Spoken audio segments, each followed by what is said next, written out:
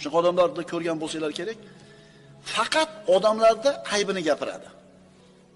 Faqat yomonini gapiradi.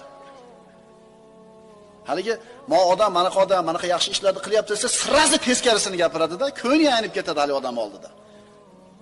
Shu, masalan, siz yaxshiligini ko'rdingiz, yaxshiligini aytsangiz, bu yomonini gapiryapti. Yomonini biroz so'ramadi. Ikki xil hasharot esga keladi shu o'rinda. Qaysi hasharotlar? Asalari bilan pasha. Asalari nimaga qo'nadi? Nimalarga qo'nadi? Pokiza narsaga. Pashachi.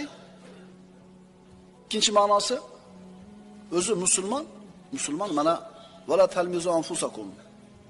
Lumaza, ya'ni bir-birlarni mazax qilmanglar dekani, ikkinchi ma'nosi musulmon o'zi shu mazax bo'ladigan, hijolat bo'lib qoladigan, uyatga qoladigan ishga o'zi kirishmasligi kerak.